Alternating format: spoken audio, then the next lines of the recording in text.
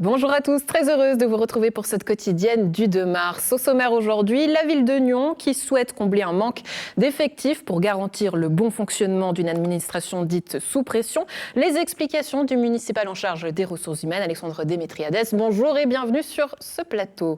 En culture, la 13e édition du Festival Les Hivernales démarre ce soir et aura lieu jusqu'à et durera 3 soirs de musique pour faire la fête. On a quelques heures justement du début, on va en parler avec le programmateur du festival, Jean-Christophe Bois. Bonjour, bienvenue sur ce plateau. Vous êtes accompagné d'Amandine Baruc et nous allons faire le point justement à quelques heures du début du festival. Ensuite, on recevra le groupe nyonnais Kind and Kinky Zoo. 2 membres du groupe sont avec nous aujourd'hui, Olivier et Adrien. Bienvenue sur ce plateau, on est ravis de vous avoir avant votre concert prévu vendredi au Cactus Jack. Alexandre, toi tu es sur place aux Hivernales, j'imagine que tout est prêt. Quelle est l'ambiance ? Oui, Andrea, alors je suis sur le lieu principal des Hivernales. Tu sais, il y a 13 lieux différents entre Nyon et Gland qui vont accueillir de la musique ici pendant 3 soirs. Alors là, regarde, je suis sur le balcon de la salle communale, salle principale des Hivernales. Et juste derrière moi, eh bien, tu vois, c'est le fameux village. Eh bien, c'est cette place-là, juste à côté du parking Perton, qui va être animée tous les soirs avec des concerts de DJ, un bar, et puis bien entendu les artistes qui sont là-bas dans les loges. Bref, je vais faire un petit tour du terrain avec les organisateurs pour savoir si tout est prêt avant d'accueillir ces 40 concerts durant 3 soirs. À tout à l'heure. Tout à l'heure, Alexandre. Et tu m'as dit que ça sentait très bon le poulet. Oui, parce qu'on est à la pause de midi. Alors, la fourmilière n'est pas très active, comme tu vois, parce que tout le monde est là-bas. C'est le restaurant des bénévoles pour manger justement le poulet. Je vais me renseigner sur le menu du jour d'ailleurs. Ouais, très bien, tu vas nous en apporter peut-être un petit peu tout à l'heure. À tout à l'heure, Alexandre, merci beaucoup. On ouvre à présent notre page d'actualité. Alexandre Démétriades, je vous en prie, venez me rejoindre sur ce plateau. Vous êtes le municipal en charge des ressources humaines, notamment pour la ville de Nyon. Je le disais, Nyon souhaite mettre à niveau la taille de ses effectifs et demander aux législatif la création de 12 postes supplémentaires. L'objectif, garantir le bon fonctionnement d'une administration dite sous pression. Bonjour, bienvenue. Bonjour, on est ravis de vous avoir sur ce plateau. Alors, c'est un préavis qui est né d'analyses faites et menées par la municipalité dans le but de comprendre justement mieux cette administration nyonnaise. Quelles observations est-ce que vous avez faites ?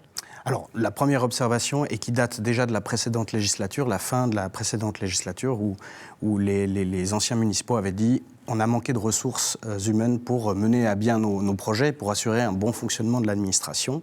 La nouvelle municipalité qui a commencé en juillet 2021 s'est inscrite dans le même état d'esprit pour essayer de comprendre ce qui se passait, où est-ce qu'il y avait des besoins, et puis on a fait un long travail jusqu'à aujourd'hui pour demander des ressources. Les éléments qui expliquent ce manque de ressources, c'est d'abord le fait qu'on a vécu une croissance très importante à Nyon, une croissance démographique et économique. On a pris 3000 habitants de plus, 2000 logements de plus sur une dizaine d'années, mais en termes de ressources humaines de la ville, on est resté, si on enlève l'accueil de jour, à peu près 300 postes sur toute cette même période. Et on voit bien que les tâches sont beaucoup plus grandes, se complexifient à travers le temps. Et le deuxième constat, pourquoi on n'a pas demandé ces ressources humaines en fait plus tôt, c'est qu'il y a un mécanisme à Nyon qui existe depuis maintenant une dizaine d'années. Ouais, c'est un mécanisme particulier que justement vous pointez du doigt dans ce préavis qui est propre à Nyon, peut-être aussi à d'autres communes, mais tout doit passer par le conseil communal. Voilà, les autres communes en général, quand elles veulent créer des postes sur le fonctionnement courant, elles passent par le budget, année après année. La ville de Nyon, depuis une dizaine d'années, avait décidé de passer que par des préavis ad hoc, donc avec une description précise de la demande en équivalent plein temps. Et donc, avec ce système-là, on a moins, la ville de Nyon a moins demandé des ressources, donc il y a une très bonne maîtrise des charges, mais par contre, elle a moins osé venir demander des ressources, parce qu'avec un préavis, le conseil, il peut rentrer vraiment beaucoup plus dans les détails, et donc il y a des chances de refus.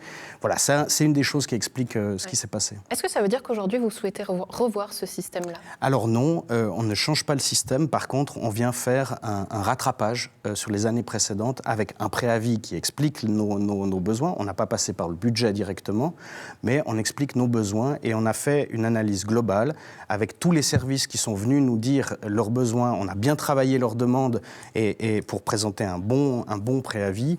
Et là, donc, on fait un préavis ad hoc qui demande ça, on ne passe pas par le budget, et on continuera à faire de la même manière par la suite, parce que comme je vous ai dit, l'aspect positif de ce système, c'est qu'il y a quand même une bonne maîtrise des charges. Il y a des aspects négatifs, mais c'est pour ça qu'on dépose ce préavis pour rattraper le manque de ressources. Pour corriger cela, justement, ces aspects négatifs, c'est une surcharge de travail du côté de l'administration et des employés. Quelles conséquences, justement, ça a eu sur les employés de la ville de Nyon ? Alors, de manière générale, c'est toujours multifacteur, mais il y a le taux de rotation du personnel qui est assez important à Nyon.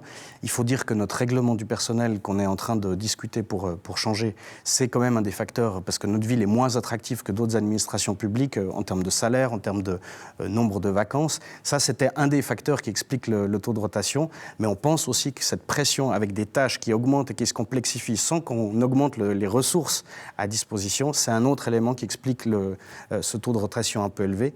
Et puis c'est aussi, on le voit avec nos services, franchement la municipalité est très satisfaite du travail fourni par l'administration, mais on est en contact avec nos services et on sait qu'il y a beaucoup de pression, et non pas pour créer de nouveaux projets, mais simplement assurer les tâches normales de l'administration, ses missions normales. Ouais. Est-ce que ces surcharges-là de travail et ces pressions ont justement conduit à la crise administrative que traverse la ville de Nyon ? Je ne pense pas qu'on peut réduire à cet élément. C'est des conflits qui ont eu lieu au sein de l'administration, de manière assez localisée, comme j'ai déjà eu l'occasion de le dire, mais à notre sens, c'était un des impensés de cette crise, c'est l'aspect pression sur les collaborateurs et collaboratrices. Ça peut avoir des conséquences collatérales, et notamment l'augmentation de conflits. Donc effectivement, je pense que la pression qu'il y avait sur l'administration a été un des facteurs de la crise que nous avons traversée. Oui, on sait que c'est un dossier qui a pas mal coûté à la ville de Nyon. Ce préavis-là va se mettre en place si le Conseil l'accepte. Ensuite, ce sera inscrit au budget 2024. Du coup, ça va prendre du temps jusqu'à ce que ces employés arrivent, jusqu'à ce qu'ils soient recrutés, jusqu'à ce que le cahier des charges soit fait. Comment est-ce que du coup vous allez accompagner ce personnel-là qui est aujourd'hui sous pression en attendant justement que ces postes soient créés ? Vous savez, de manière générale, moi je parle de mes services, comment je fonctionne avec mes chefs de service, qui sont toutes des femmes. La manière de faire, c'est de dire, OK, qu'est-ce qu'on a comme moyen pour développer un nouveau projet, et si je sens que ça va être difficile, ça va prendre trop de temps parce qu'on a d'autres choses qui sont en cours, je vais ralentir. Je ralentis le rythme, je ne vais pas poser des exigences trop importantes pour ne pas surcharger le service. Mais ça, c'est ce sur quoi... frustrant comme municipal, parce que du coup, si on ralentit le rythme, ça veut dire qu'on ralentit le projet, les projets qu'on attend pour la ville de Nyon. Je trouve qu'au niveau politique, on doit vraiment voir à long terme. Donc moi, je préfère voir à long terme. On reprend des projets qui existent, on en fait de nouveaux, mais mon but, c'est que les choses se fassent bien, et puis avec un climat de travail agréable. Donc, moi, ce que je vais faire, c'est que je vais retarder certains projets, mais il y a des éléments sur lesquels on n'a pas prise. Le fait qu'à Nyon, le nombre de manifestations explose, le nombre de demandes d'autorisation de manifestations, par exemple, explose, on n'a pas de maîtrise là-dessus. On ne peut pas dire on va interdire ces manifestations, on doit les autoriser et on aimerait les accompagner bien. Donc voilà, on va, pendant cette période transitoire, en attendant de demander ces postes, on va continuer à travailler, mais je pense que le fait que la municipalité demande ces 19 postes et qu'il y ait ce grand chantier du règlement du personnel qui est à bout touchant va être un bon souffle pour l'administration.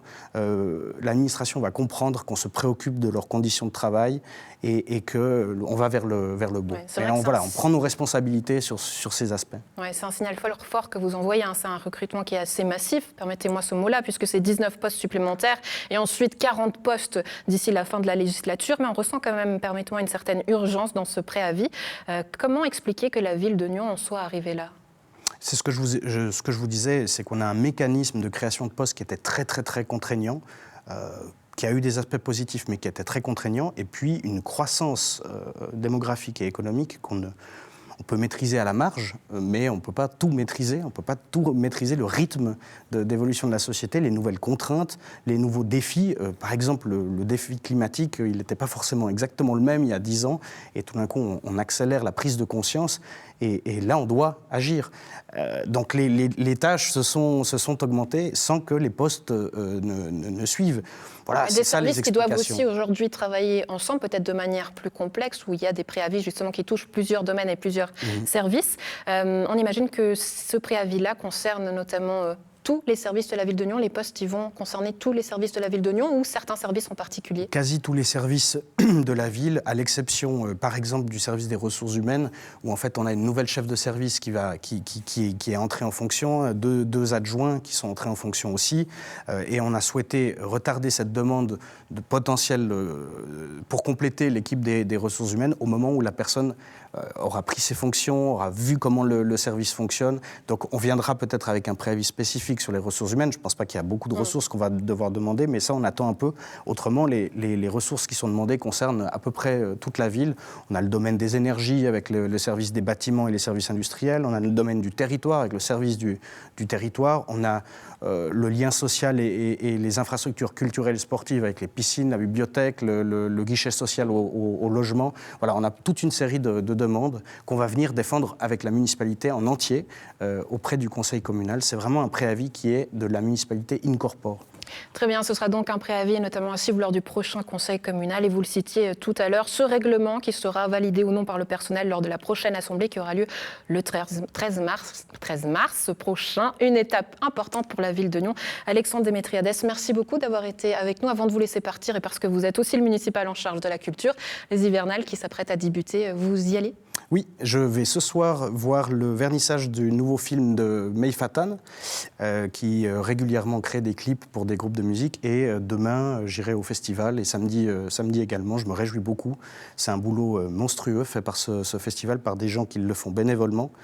Donc je me réjouis beaucoup de voir de ce festival. Et puis ça lance la saison des festivités sur l'année, à chaque fois les hivernales. Donc c'est un grand plaisir. Ouais, très bien. Merci beaucoup. Belle journée à vous. Merci. Alexandre, on retourne à toi. Donc, est-ce que tu as trouvé cette petite odeur de poulet qui t'a mené jusqu'où ? Dis-nous tout.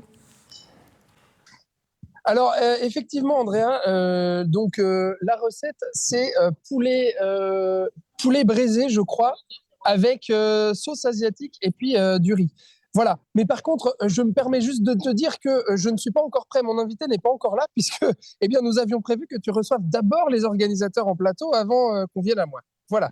Très bien. Bon, on ne peut pas encore passer à table. On va passer donc à table avec nos invités, Amandine Baru, Jean-Christophe Webb. Je vous en prie, venez me rejoindre sur ce plateau. On est ravis de vous avoir. On va parler un petit peu de l'organisation avec vous, puisque vous le savez à la maison, c'est une année de transition au festival après le départ du président Jay Rutter. Bonjour. Bonjour. Comment ça va ? Comment vous vous sentez prêt pour ce départ ? Comment vous vous sentez à quelques heures justement du début et du lancement du festival ? Non, on se sent très très prêt. Ouais. Non, on est très heureux, comme chaque année, d'être à quelques heures. Alors il y a toute cette effervescence, ce stress d'être sûr que tout va jouer, tout va fonctionner. Mais cette année, on est très très bien en termes de montage. Ouais. Alors c'est une année qui est particulière, je le disais après le départ de Jay. Comment ça se passe pour vous au sein du comité ? Vous êtes à présent 6 à travailler. Comment ça s'organise ?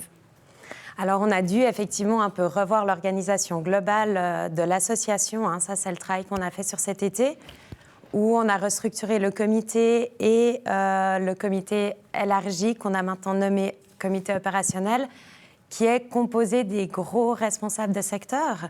Et en fait, le but, c'est que ces gros responsables puissent avoir un champ d'action puis décisionnel plus important dans l'association. Donc ça a été le travail qu'on a fait au courant de l'année, qui s'avère plutôt positif parce que ça fonctionne bien. Et voilà, après, il y a encore de la restructuration interne, des dicastères qui vont encore un peu bouger, mais voilà. Ouais, très bien. Jean-Christophe, vous faites partie des piliers de ce festival, vous en êtes également l'un des fondateurs. Aujourd'hui, de revoir tous ces changements, à votre avis, qu'est-ce que ça apporte de nouveau au festival ? Mais ça apporte que du positif, c'est un nouveau dynamisme. Je pense que c'est important aussi pour un festival bénévole d'inclure toutes ces personnes qui sont motivées à donner de leur temps.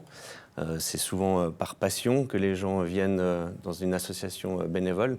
Donc moi, je pense que c'est que du positif, c'est un renouveau. Alors peut-être pas chaque année, mais de temps en temps, ça fait du bien aussi. Ouais, qu'est-ce qui vous fait tenir, vous, puisque vous êtes là depuis le début, ça fait plus de 10 ans, cette passion des hivernales, elle est encore là, la flamme est encore là, qu'est-ce qui vous fait tenir ? Alors exactement, c'est ce que je disais avant, c'est la passion d'être aujourd'hui, chaque année, on se réjouit, là le 6 mars, on va attaquer la prochaine édition et on se réjouit d'être au mois de mars de l'année prochaine. C'est ce qui nous motive. Ouais. Amandine, il paraît, on entend beaucoup dire ça dernièrement, que vous êtes la future présidente des hivernales, est-ce que c'est vrai ?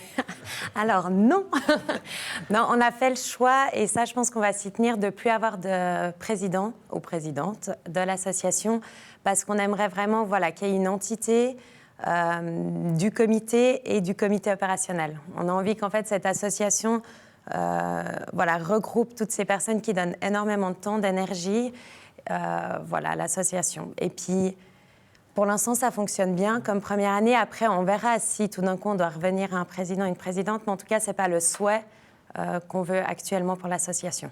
Très bien. J'aimerais qu'on parle à présent un petit peu de musique avec vous, Jean-Christophe Bouap. Mais avant, on l'écoute justement, cette programmation en images et en son.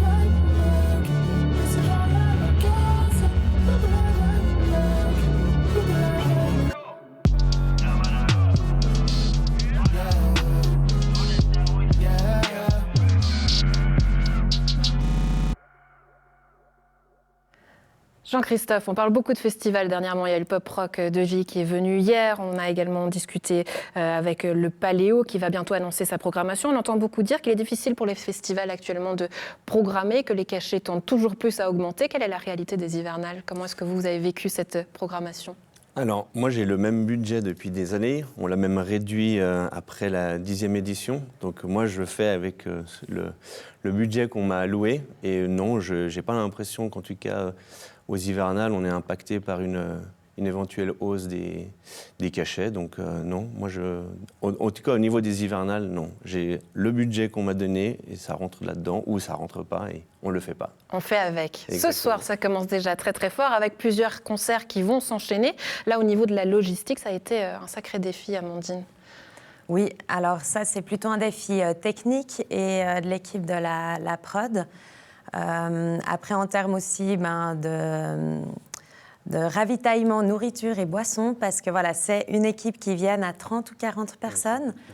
Et du coup, c'est d'organiser dans une salle qui est quand même pas tellement faite pour accueillir autant de personnes en termes de loges, de locaux. Mais pour l'instant, tout fonctionne bien. Eux ont été d'accord aussi d'accepter que leur tourbus soit une loge.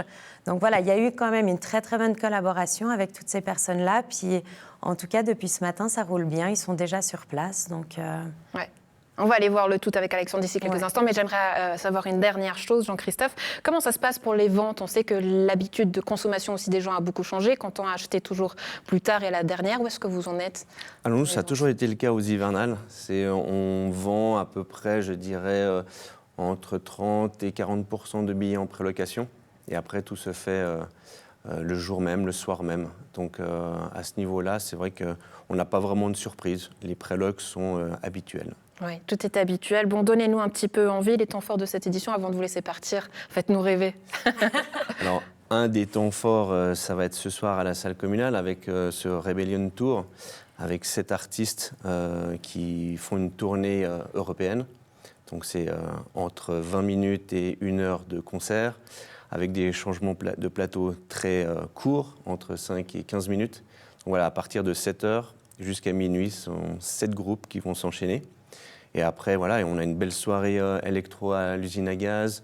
On a plein de super concerts d'artistes suisses dans les lieux off entre Gland et Nyon. Donc on se réjouit, vraiment. On se réjouit de faire la fête. En tout cas, merci beaucoup à vous deux d'avoir été avec nous. Et puis, on va retrouver Alexandre qui est sur place. On l'a dit, une soirée qui se prépare et qui s'organise puisque c'est un sacré enjeu logistiquement. Alexandre, est-ce que tu as pu trouver tes invités? Oui, j'ai déjà trouvé surtout l'immense tourbus qui est là, tu vois, à côté du parking Pertan, qui accueille aujourd'hui Madball et consorts. Donc, tous les groupes dont vous venez de parler là en plateau qui vont s'enchaîner sur cette scène. Alors, du coup, ce tourbus, il sert aussi de loge aujourd'hui, spécialement, parce que il n'y a pas assez de conteneurs pour accueillir tous ces artistes aujourd'hui. Mais on va en parler justement avec Fabien Bourki. Bonjour, Fabien. Bonjour. Fabien, vous êtes coordinateur des opérations, vous êtes l'homme à tout faire ici aux Hivernales. Vous allez me faire visiter ce village. Déjà, on est à quelques heures du lancement.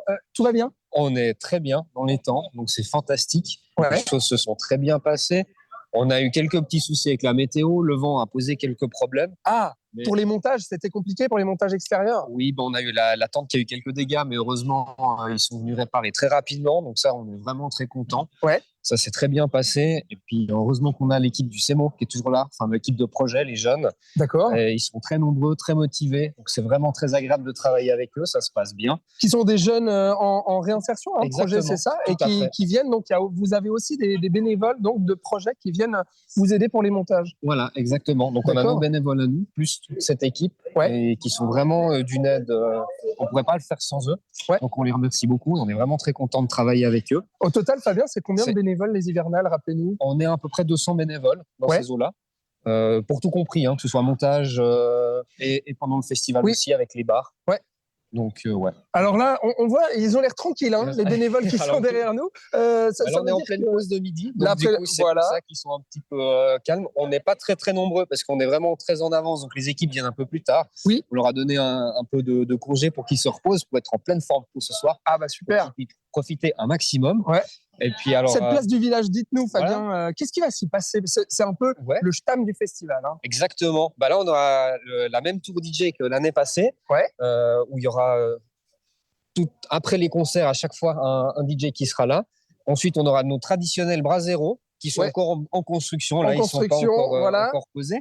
Et cette année, on a nos 2 food trucks dont on se réjouit de découvrir. Alors, on va manger asiatique et puis on va manger...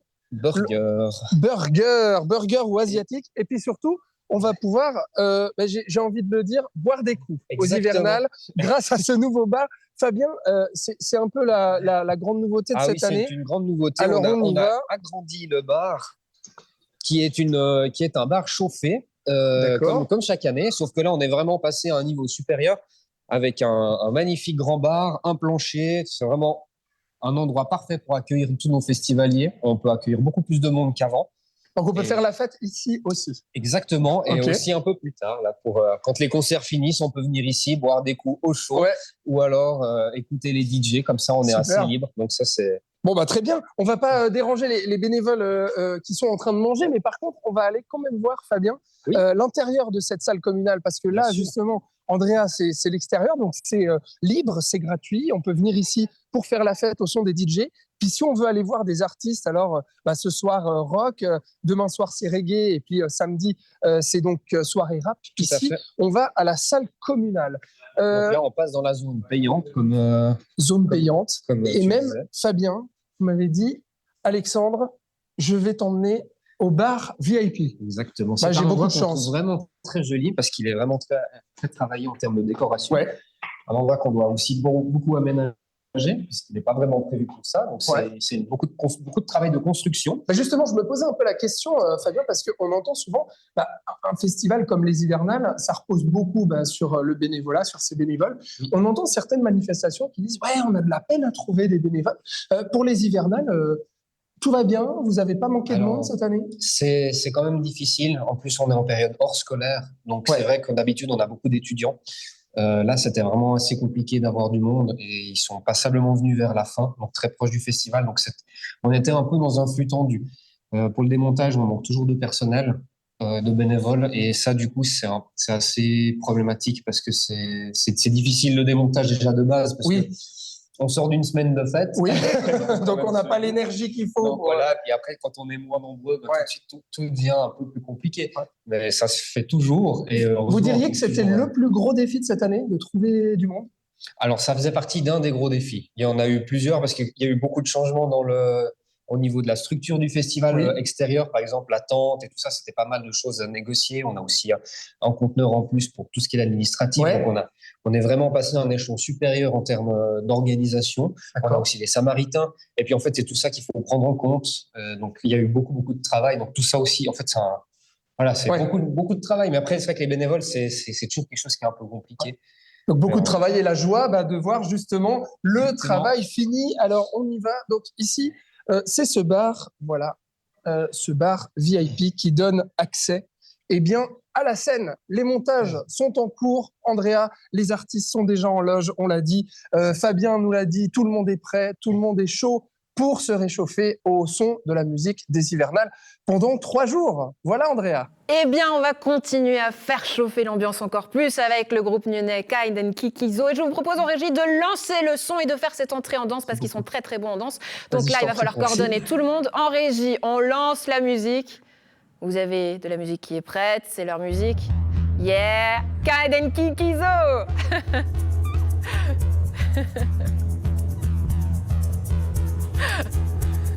Bienvenue Olivier et Adrien, on est ravis de vous avoir. Yeah. Moi j'ai envie d'en profiter encore un peu plus, ça fait du bien. On vous verra au Cactus Jack normalement vendredi, non pas normalement, c'est sûr. Vous vous réjouissez? On se réjouit, on est à fond. Ouais. On est surtout content qu'ils aient commandé un temps hivernal. Froid mais soleil. Ouais, comme ça tout le monde sera obligé d'aller dedans et puis ça sera pas mal bénéfique pour nous. Ouais. Alors vous allez nous présenter votre nouveau projet, ça s'appelle Swamp. On va découvrir justement quelques morceaux en images, on écoute?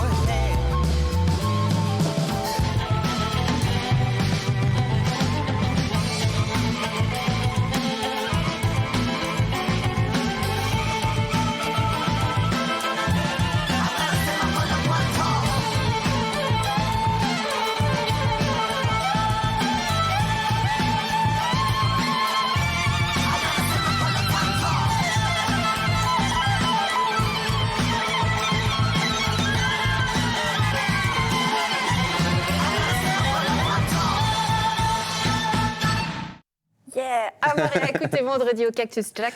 Et première fois qu'on entend des voix chanter sur Kind and Kikizo. J'adore ce mot, très si dur à dire. On peut dire KKZ ou pas? On a le droit. On peut. Ouais. J'ai le droit. Ouais. Yeah. Ça me rassure. Qu'est-ce que ça apporte, ces voix chantées, justement, au groupe? Les morceaux sont la plupart déjà sortis sous leur forme instrumentale. Donc, pour nous, c'est intéressant aussi de les redécouvrir. C'est vrai qu'ils sont tout d'un coup très, très différents quand il y a une voix qui vient se poser dessus.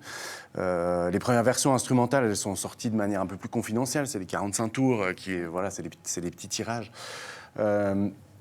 Mais c'est sûr que ça donne tout de suite toute une autre dimension. Et nous, on aime bien régulièrement, comme ça, on voyait des choses qu'on a faites à différents artistes.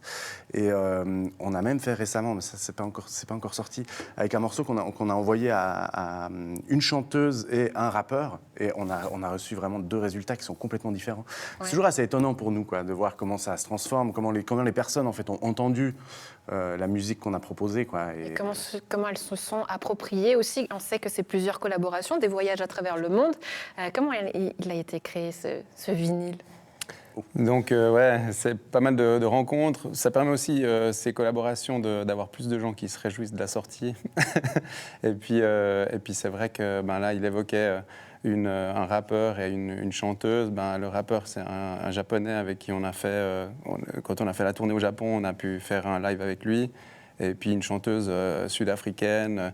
Donc en fait, c'est vraiment des rencontres, puis plutôt des gens qui matchent plutôt que vraiment le son, qu'est-ce que ça va donner, quoi. Mais c'est assez fou ce que vous dites, Olivier. Vous dites ça permet qu'aujourd'hui les gens puissent se réjouir d'une sortie d'album. Ça veut dire que c'est difficile en tant qu'artiste aujourd'hui de vivre dans ce milieu-là? Disons, on a certaines formules et puis on les met à jour pour sortir des morceaux. Et puis on a notre vision. Alors le style de rythmique est amélioré, le style d'harmonique est amélioré avec les années qui passent. Mais il n'y a jamais vraiment un message direct, donc c'est toujours à l'auditeur de l'écouter. Et puis d'avoir des gens qui contribuent à ça avec leur point de vue, ça permet des fois d'avoir une meilleure vision de ce que ça va donner comme morceau à la fin. Dans un univers qui a été particulier parce qu'il y a eu le Covid, et vous avez quand même beaucoup voyagé. Comment ça s'est passé ? C'est tombé. C'est vrai que le premier confinement, on était dans une période où on se concentrait plutôt sur l'enregistrement de cet album-là. Donc, on n'a pas eu énormément d'annulations. Enfin, c'est tombé à un moment où on avait peu de dates. Puis, on était parti au Japon vraiment peu de temps avant. Donc, on a finalement, en termes d'annulation de dates de concert, on n'a pas été très directement impacté, même si après, évidemment, c'est difficile en sortant de tout ça de retrouver des dates parce qu'il y a plein de concerts qui se sont reportés. Cet album-là, il a été énormément retardé parce qu'on a des sessions d'enregistrement qui se sont décalées. Ensuite, il y a eu des embouteillages dans les presses de vinyle, donc on l'a vraiment attendu très très longtemps. Par rapport à ce qui était prévu au départ. Ouais. Ouais, on vous avait entendu et vu à Paléo, ensuite vous êtes parti un petit peu partout ailleurs, à l'étranger et dans le monde. On dit souvent pour les artistes de chez nous en Suisse qu'il faut réussir à l'étranger pour ensuite être reconnu chez nous. Est-ce que c'est vrai ? C'est vrai. En fait, j'avais vu un interview de Max Bill là, qui recevait le prix de la ville de Zurich à l'âge de 85 ans, puis qui avait dit... en fait, c'est moi qui, au conseil communal, avait fait voter l'augmentation du prix genre 20 ans avant. Et puis c'est vrai qu'on a un peu cette impression qu'il faut d'abord avoir réussi à créer une espèce de communauté en dehors de la Suisse pour qu'en Suisse, les gens commencent à s'intéresser. Mais grâce aux plateformes, maintenant, c'est quand même plus facile aussi. Le fait du coup d'être programmé aux Hivernales, d'y jouer ce vendredi, qu'est-ce que ça représente pour vous ? C'est un peu particulier, c'est jouer à la maison, forcément ? C'est joué, ouais, surtout pour toi. C'est Alors, c'est littéralement à 200 mètres de chez moi. Mais non, c'est super. Et puis, c'est vrai que c'est toujours une consécration. Nous, on avait participé à des tremplins dans le passé, il y a plusieurs dizaines d'années pour y jouer. Donc, c'est super.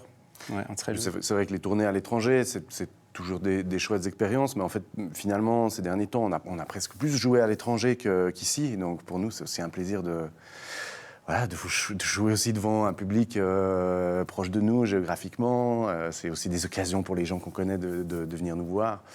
Donc on est assez content aussi de faire des dates locales comme ça. Avec un rythme peut-être plus tranquille, du coup ça vous permet de profiter du reste du festival ? Vous comptez y faire un petit tour ? Oui, alors disons que c'est à distance de babysitter surtout. D'accord. Bon, on fait un appel. Si on peut trouver une babysitter pour Olivier, on échange le vinyle. Est-ce que ça marche ? Tout à fait. Bon, voilà, on s'en rappelle plus. Vous me direz si vous avez trouvé la babysitter, on veut tous les plans. En tout cas, c'est à voir vendredi au Cactus Jack, Kainen Kikizo. Salutations à toute l'équipe. Merci beaucoup d'avoir été avec nous. Très belle journée à vous. Merci à vous, des soutiens.